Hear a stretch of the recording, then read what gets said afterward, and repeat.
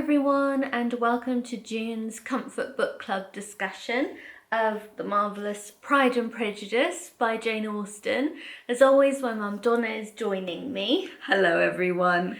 And we're really looking forward to discussing one of our very favourite books today. Thank you to all of the Comfort Book Club readers who sent in a voice message to add to our discussion today. We'll be playing those messages at the end of our chat. But it's been so much fun to return to Pride and Prejudice, hasn't it? I really realise how much I love this. I always think, is it my second favourite? Is it my first? Is it my third? Of Jane Austen's yes, books. Yes, of course.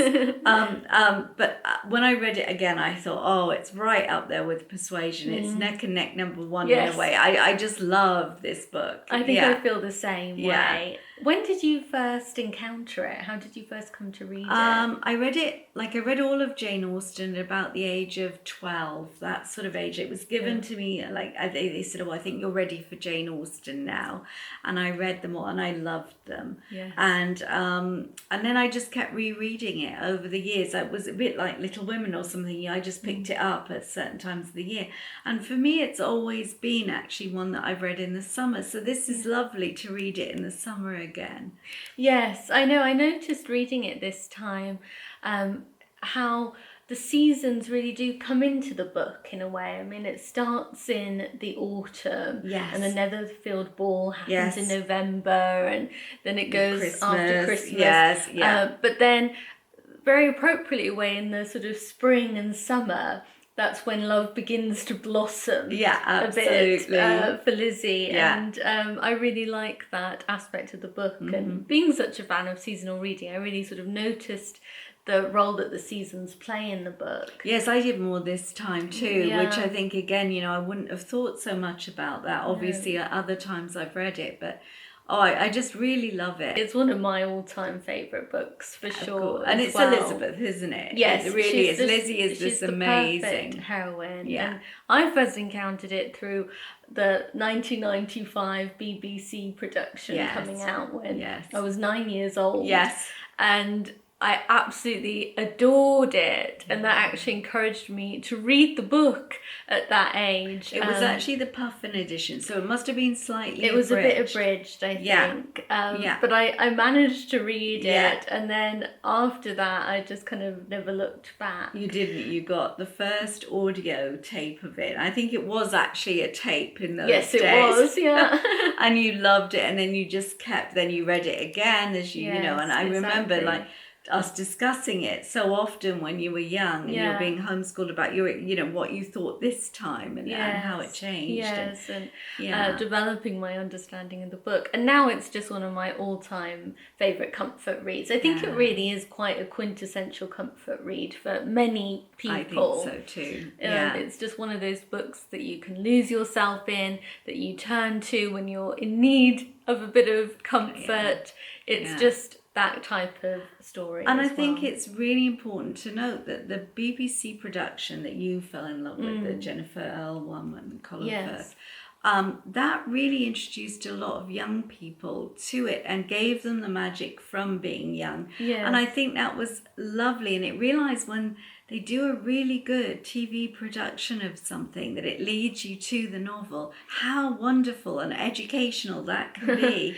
Yes, it's really true. And I think that's the thing when it comes to talking about Jane Austen and especially Pride and Prejudice. It's hard to leave out the cultural kind of impact the book has had in terms of the films, the TV series, let alone the plot itself, which has been rehashed so many times. And given new twists to, like Bridget Jones's Diary is such a famous example of a reworked Pride and Prejudice. And, done brilliantly as well.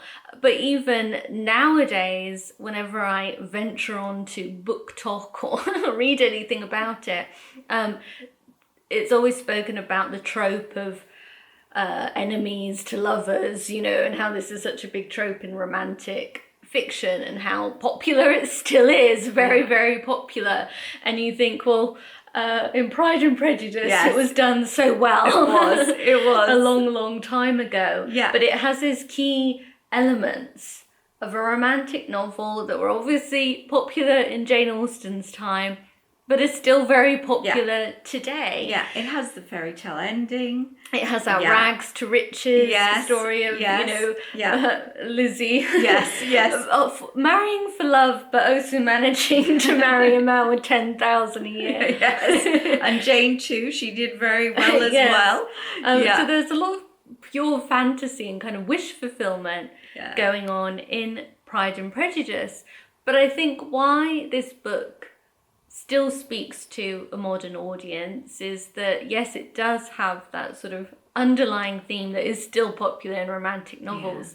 But what makes it delightful to a modern audience as well, I think, is really Elizabeth Bennet. I think she's such a modern heroine. She is. In many ways. She is, isn't she? More so, I think, than Anne Elliot or Fanny or, it's she's definitely more confident. Yeah. She sparkles. She really sparkles. She's so witty. Yeah. And that, I think, really speaks to a modern reader, and it makes her a very modern feeling heroine.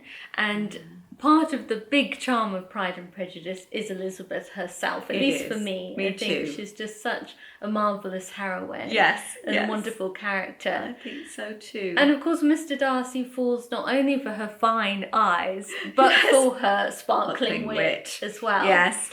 Which makes him a good hero. Yeah. Absolutely. He realizes what he's got finally in Lizzie and really goes for it. And it's this sort of generosity of his love for her. Yes. It includes what put him off, originally, the family situation. Yes. He includes that. He saves her day, really. I mean, the whole family's day is saved by his actions. And I think it's very touching. It is. Yeah. And I mean, it is obviously a novel very much concerned with marriage.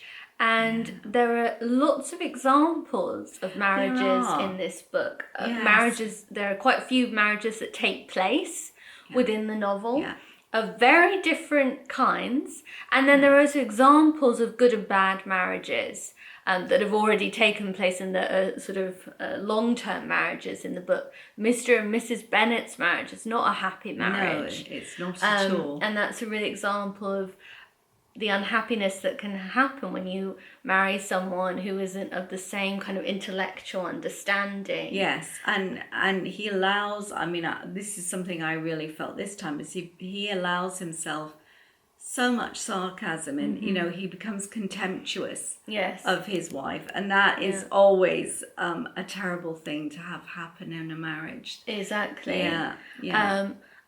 A good marriage is the one between the Gardias, Elizabeth's aunt and uncle. That's an example of a happy marriage when you feel they really are of equal understanding and affection together. And they're a really positive example for Elizabeth and Jane of a happy marriage.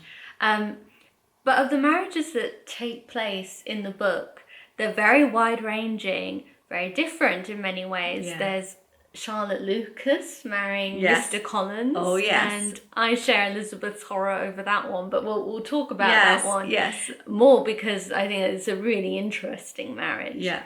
There's Lydia and Wickham. Oh, yes. Which is a marriage that is very hastily arranged and necessary, but is not going to be a happy marriage. No. Neither, I think, is the Collinses.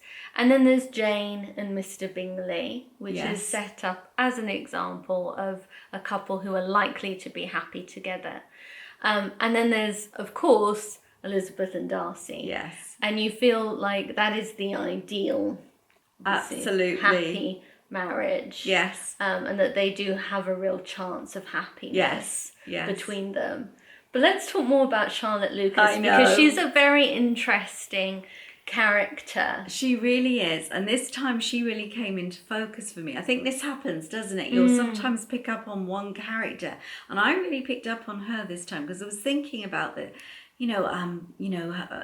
Lizzie's reaction when she hears that it's Charlotte that will marry a horrible Mr. Collins is impossible. right? It's just, she cannot believe it. And I looked at the ages of the two girls, and I thought they're great friends, but they come in some ways from, at that point, very sort of similar levels of background. Only, if anything, Elizabeth has more money that will come to her as a marriage lot than Charlotte. Charlotte clearly has really, for all that, her father is a lord, and he was knighted. He was knighted, sir. Yes, that's right. And he's he's had his moment at court. Yeah, she clearly has no real dowry at all. Nothing. Whereas Elizabeth has about £1,000. Yeah, so she's in many ways, and she's also, we're told, plain, like all her family. Yes. And she's also approaching 28. She's 27, I think. So she is. Yeah. Whereas, Anne Elliot's age. Yes, that's a very dangerous age. It's almost when all hope is gone. Yes. Yes, in those days you kind of had it if you got to there. Yeah. And also you realise at that point Lizzie's not yet 1 and 20, so she's 20 years old. She has a very different personality from Charlotte too. But the thing is, she doesn't understand those 8 years that Charlotte's already been through, probably hoping, praying to find someone that would marry her, that she could love, and then not happening at all. I mean, it also says of Charlotte, she doesn't really think much of men or of romance. Essentially, she's not a romantic. Pragmatic. She's very pragmatic. Yeah. And Elizabeth isn't that. In the end, you feel Elizabeth is a romantic. She wants to marry for love. She says that. Yeah. And she cannot comprehend how Charlotte can marry Mr. Collins. And I think even though you can bring understanding to Charlotte's perspective, because there was essentially no choice for women from her position in society, and Charlotte herself views matrimony in this way. It's the sort of best option that she has to provide for herself as she gets older. So she leaps at the chance of the first offer of marriage that's made to her, really. And you realise that she's been looking out for her husband all the way along, but will have always been overshadowed by the Bennet sisters. Yes. And I think it speaks to Charlotte's goodness of temper and of character, that she has still remained friends with them, even though she obviously would have loved to have had a chance at Bingley or whoever herself. Absolutely. In the end, she has to go for Elizabeth's reject. Yes. And she's happy to get that. Absolutely. And you feel too for her, she's thinking she'll have the consolation of the child, of barely seeing Mr. Collins. She organises their days appropriately. She also plays the game. She obviously does also kowtow to Lady Catherine. Yes, in a way that Elizabeth never could. No, absolutely. And there's such different temperaments, and in the end her own self-interest falls into, I think probably it was her telling Lady Catherine the news of that Elizabeth and Darcy are attracted or something. Yes, or she would have hinted it to Mr. Collins, who she knew would have taken it to Lady Catherine. Yeah. I think as well. But there are hints in the book early on that Charlotte perceives marriage very differently from Elizabeth, and she tries to encourage Elizabeth to tell Jane that she should, if anything, show more interest and affection to Mr. Bingley than she feels in order to secure him, which Elizabeth just laughs at. She thinks Charlotte just says these things sometimes and would never really mean it. But of course she does mean it.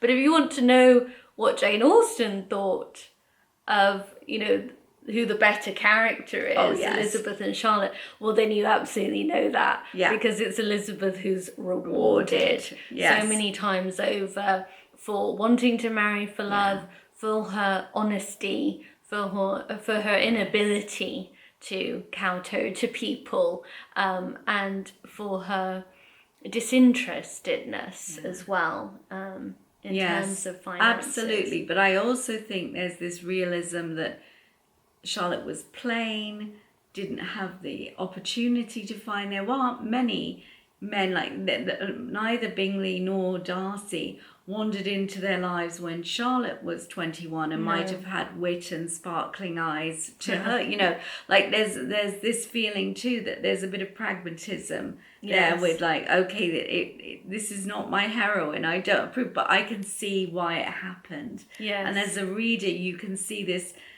Who knows how Elizabeth would have felt 8 years down the road or 7 years down the road. Well, yes, and that's impossible to say. Although I don't like to think she would have changed. No, I don't much. honestly believe she would have. I don't think she could have. And I think her closeness with Jane came from the idea that together they could set up together as two spinster sisters, as if it ever happened to. Yes. Whereas you feel a bit, again, with Charlotte, that she's got a sister. She's got perhaps more than one. She has brothers, but we know we hear like the brothers are relieved she's not going to become an old maid on her marriage. So you think she would have known she would have been a burden to her brothers, to the rest of her family financially, and they would have maybe resented that. Yeah. So and Maria isn't the brightest spark. Her younger own sister. No, No, exactly. Yeah.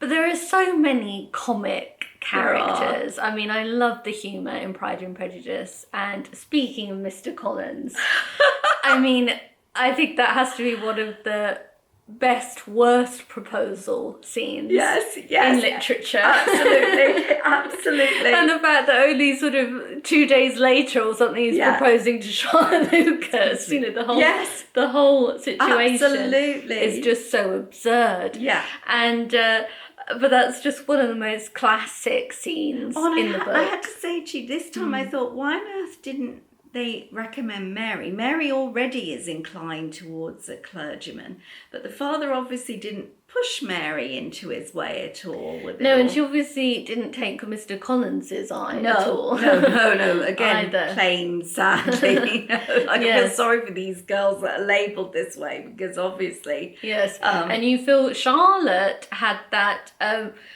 older sensibility. Yeah. She played her cards very carefully. She was careful to just listen a lot to Mr. Collins and agree with him, be nice with him. Whereas Mary had the perspective where at one point in the book she does consider that she would actually quite like to marry Mr. Collins. She herself, of course, is the superior in intellect, but she could essentially teach him. Yeah. And you think that would not go down very well with Mr. Collins, who is one of the most pompous and arrogant characters as well. But Pride and Prejudice is full of characters you love to hate. Yes. Like Mr. Collins, like Lady Catherine, Mrs. Bennet, even to a certain extent, Caroline Bingley. Yes, she's a real villainess. Oh, yes, isn't she is. Yes, and a very good one. Yes. I think she really is. Yeah. But yes, I think, there are just so many characters that you come to love, even with disliking them. And there are some great villains in this book. Caroline Bingley is one of them. Yeah. And then, of course, the big one is Wickham. Yes, Wickham. George Wickham. Yeah. And there, in some ways, it's also interesting because Elizabeth shows to have a bit of a double standard, which she, I think, identifies and reflects on later in the book, because she was very ready to excuse Wickham for wanting to marry money. Yeah. When he shows interest suddenly in an heiress who's got £10,000, right? And Elizabeth sort of excuses that, whereas with Charlotte, she couldn't. Yes. And I think it's interesting. She definitely was predisposed to be prejudiced in Wickham's favour before she came to really understand his character, and she realised that was kind of a fault of her own. Yes, and I think by the end, where she's able to, affectionately bid him farewell once he's married to Lydia and they visited and they go off, it's very much that she thinks we don't need more scandal, we don't need more problems. She probably dislikes him just as much as ever, but she can hide it in the formalities of greeting and farewells and all that. Yes. She's become herself a little bit more attuned to what she will be judged by as being, what, mistress of Pemberley. That's an interesting point. Yes. And I think something I love about Elizabeth, though, sort of that relates to that, is when she first glimpses Pemberley, in Derbyshire, she does not doubt herself as capable of having been, mistress of Pemberley. I love that about her, her confidence. But it makes her really respect Darcy the more, doesn't it? That he's so good at managing the land, the people, helping them, being a good landlord as well as a good owner. Brother as well. She learns a lot more about his private life as well as his public life in terms of being the owner of an estate like Pemberley, when she realised how respected and admired he is, not only by the people he employs, but also by those within his most intimate family, like his sister. That does really change her perspective. I absolutely love the Derbyshire scenes in the book, and it was really special to read Pride and Prejudice, having just been to Derbyshire ourselves and seeing Chatsworth, which is what Pemberley was based on, and of course thinking of Elizabeth and Darcy. And Elizabeth is another of Jane Austen's heroines who travels quite a lot, and travel is really important in terms of changing her perspective. Whenever Elizabeth travels, something quite important happens to her that often really changes her perspective. Even when she travels to visit Charlotte and Mr. Collins at Hunsford, something like that. That's when Mr. Darcy first proposes to her, and through that she learns how wrong her opinion of Mr. Wickham has been, and her perspective shifts. That's the first really big, important shift that occurs in the novel, I think. Yes, I think so too. And then, of course, it's the visit to Derbyshire with her uncle and aunt. Again, that is what provides an enormous shift in terms of how she views Mr. Darcy. And it's so interesting because although it's the landscape partially with Derbyshire, it's seeing Pemberley, really it's about the feelings, these going to certain places, the people she meets, the reaction she has to these people that makes the shift in her character, rather than this romantic idea that you see, I don't know, the daffodils or something, and you're swept away with romance. It's true. It's not a reaction to the landscape. No, it isn't. It's a reaction to the people that she meets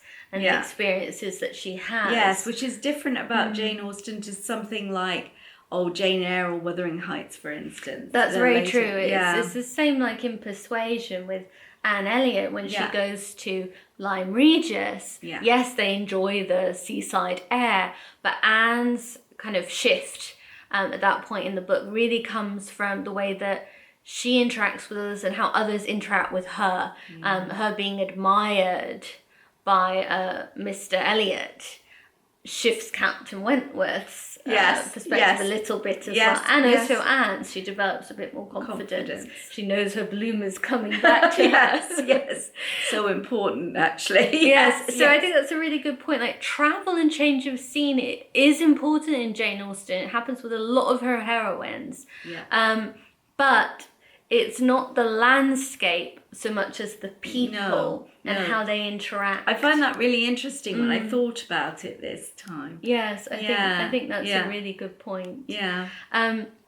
But ultimately, I do just love the ending and the way that everything ties together beautifully. It's so beautifully done. And I was amused to read. I found a copy in a charity shop actually of Margarita Lasky's edition of Jane. She wrote a little biography of Jane Austen, and I really enjoyed it. But when she talked about like her family's reaction, and she actually went on to talk about as well, she couldn't resist within her family circle marrying off Mary, which I hadn't realised. She actually said, in the future she'll marry one of the clerks in Meryton and become known as, her uncle's clerks in Meryton. Oh, right. And become known as, I think something like the intellect of Meryton. So I thought that was really hilarious that, that she sort of imagined their life on. And I thought that was a lovely thought because at the end, Margarita Lasky did. Yeah. No, Jane Austen did in the book. But she talked, she talked about it within her family circle, and she said what she thought. Yes. But sorry, I'm not explaining it well. But what would happen to Mary? Oh, that is interesting. Yes, because in the book, I was thinking I don't remember tying Mary's story. No, she doesn't. She does. Yes, exactly. In terms of what's going to happen. But with Mary, she doesn't. And I thought it was really interesting that apparently within the family circle, Jane Austen said, "Oh, this is what will happen to Mary." That's so interesting. Really yes. Yeah. Well, I mean, I love the other Bennet sister, the sort of by Janice Hadlow, which is a sort of imagining of what happens to Mary, and it makes Mary a much more sympathetic character than you might imagine. And it's funny because when you read Pride and Prejudice again, for me, I just think oh no, I don't like Mary very much. There's really not a lot actually that I think you can... she's pompous as well. She is. Yes. Yes. But it is amazing how other writers have kind of recreated the world of Pride and Prejudice in various ways, and they do still do it well, even if you have to allow them that poetic license, so to speak, of also having to reimagine the characters as a bit different from maybe quite how they are. But no, you're right. The ending is so perfect. I think this is what really comes over. I love the ending. Yes. I so enjoyed chatting about Pride and Prejudice, but let's hear from some of the Comfort Book Club readers who sent in a message. Okay, so let's listen to the first message, which is from Laura. Hello Miranda, hello Donna, this is Laura from Italy. Pride and Prejudice is one of my favorite books, and I still remember the first time I read it at 14. I adored Elizabeth and Darcy's love story, but what struck my imagination were the scenes of dance during the balls. In chapter 3 there is the quote, "To be fond of dancing was a certain step towards falling in love." It is evident that at that time dancing wasn't just a form of entertainment, and in the novel a lot of crucial events and revelations take place during a ball. In particular, there is a very meaningful moment during the Meryton ball which reveals a lot about Darcy's and Elizabeth's personalities. It is always in chapter 3 when Darcy doesn't want to dance with Elizabeth because she is tolerable but not handsome enough. Elizabeth, even if she is hurt by his comment, tells this story with great spirit, showing her lively, playful disposition, which delighted in anything ridiculous. I simply adore Elizabeth's reactions, even if this is probably the moment when her prejudice against Darcy starts.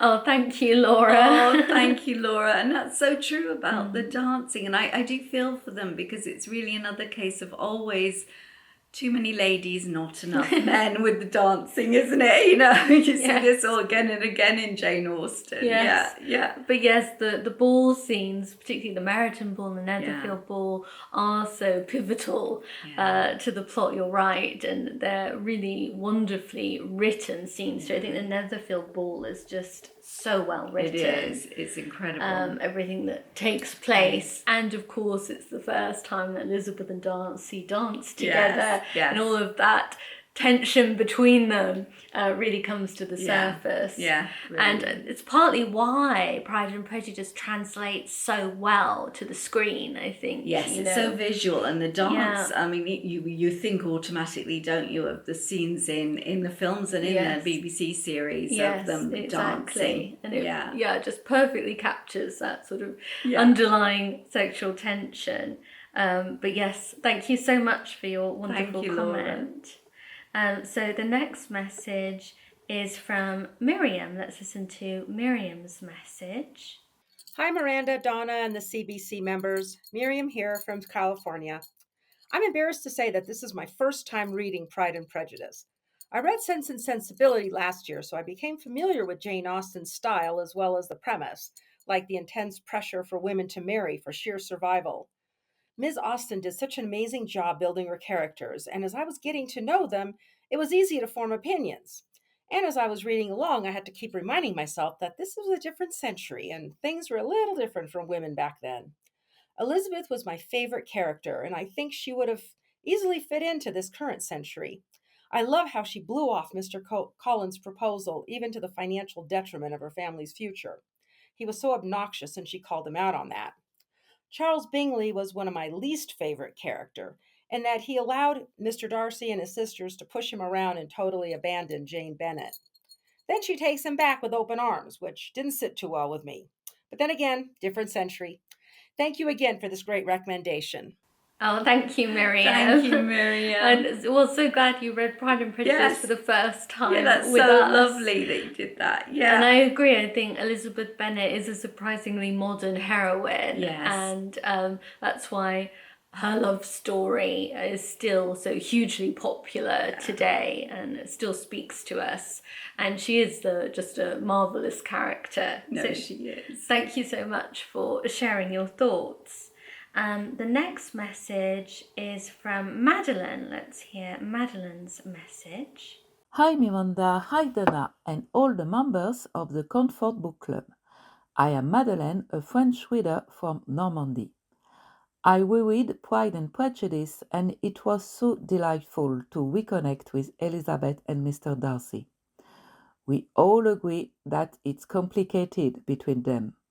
Chapter after chapter, they have to struggle with their own feelings, their own pride and prejudice in a world full of very restrictive social rules. But I was struck by a specific point. The words can be tricky between Elizabeth and Darcy, but the eyes and the body don't lie. When they meet each other, Jane Austen used often words like glance, eyes, look, fixed, regard, stare, to depict Mr. Darcy's attitude, and blush, smile, for Elizabeth's reaction. Body language is a very clever way to describe the genuine feelings, and so it provides a double understanding for the reader. Thank you so much, Miranda, for choosing this amazing book. Oh, thank you, Madeleine. Thank you, Madeleine. Yes, that's such a good point. Yeah. I love what you said about the body language between Yes, them. very much. I mean, when he asks her to dance, she accepts almost before she realizes she's accepted, and she puts her hand in his, I guess, and moves forward. I don't know, but there's something. So, and I found that really interesting this time too. Yeah. So that's a really good point. It is. And so glad you enjoyed reading along with us and returning to the book with us. So let's listen to the next message, which is from Sherri. We'll listen to Sherri's message now. Hi, Miranda and Donna and my fellow comfort book readers. Oh, I loved reading Pride and Prejudice again. I love Darcy and I love Lizzie. And I love Bingley and Jane, and I love Mr. Bennet. I have this weird question that came into my mind as I was reading the book.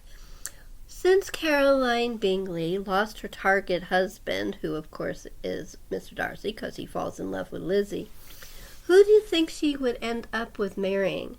The only one I can think of who's in her orbit and who is up to par for her would be Colonel Fitzwilliam, but I think he's too good for her. What do you guys think?